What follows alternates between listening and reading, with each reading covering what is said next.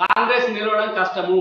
కాబట్టి కార్యకర్తలు మీరు గట్టిగా పనిచేయండి అని చెప్పి రేవంత్ రెడ్డి గారు బ్రహ్మాండంగా కార్యకర్తల సమావేశంలో ప్రకటించినటువంటి మాట. అంటే కాంగ్రెస్ నుంచి బీఆర్ఎస్ లో పోతారని చెప్తా ఉన్నారు కానీ బీజేపీ నుంచి బీఆర్ఎస్ లో పోయేటోళ్ళ సంఖ్య ఎక్కడ కనబడలేదు ఇప్పటిదాకా.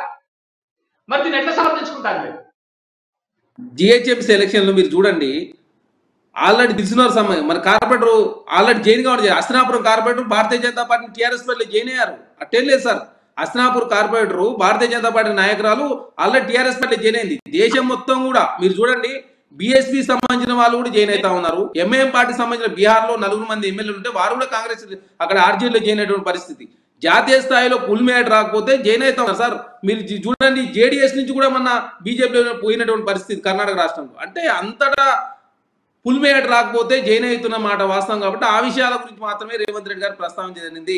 కాబట్టి తెలంగాణ రాష్ట్రంలో ఫుల్ మేట్తో కాంగ్రెస్ పార్టీ అధికారం రాబోతా ఉంది. కాబట్టి ఆ పరిస్థితి ఉండకపోవచ్చు సార్. ఖచ్చితంగా తెలంగాణ గతంలో కూడా టీఆర్ఎస్ పార్టీలో ఉన్నటువంటి 2014 ముందు 2009కి ముందు దాదాపు 10-15 మంది కాంగ్రెస్ పార్టీలో జాయిన్ అయ్యారు. అంటే ఆ రోజు పరిస్థితి ఆ విధంగా ఉంది, ఈ రోజు పరిస్థితి ఈ విధంగా ఉంది.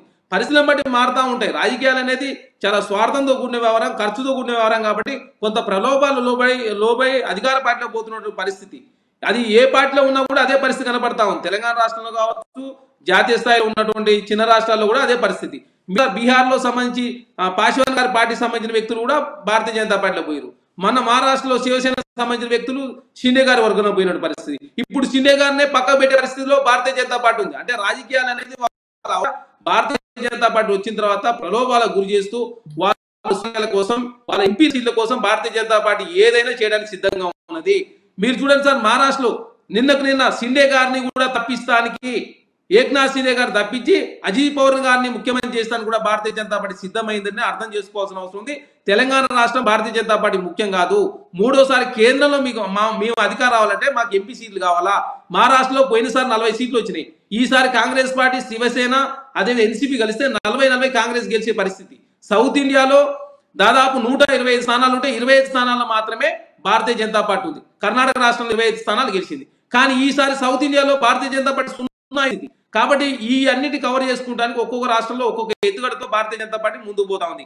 కాబట్టి దేశంలో ఉన్నటువంటి ప్రజలంతా కూడా గ్రహిస్తూ ఉన్నారు కాంగ్రెస్ పార్టీ ఏ విధంగా ఉన్నది, భారతీయ జనతా పార్టీ ఏ విధంగా విధ్వంసం చేస్తా ఉంది. కాబట్టి భారతీయ జనతా పార్టీ విధ్వంసం చేస్తా ఉంది కాబట్టి కొన్ని వర్గాల ప్రజలంతా కూడా కాంగ్రెస్ వస్తున్నమాట వాస్తవం.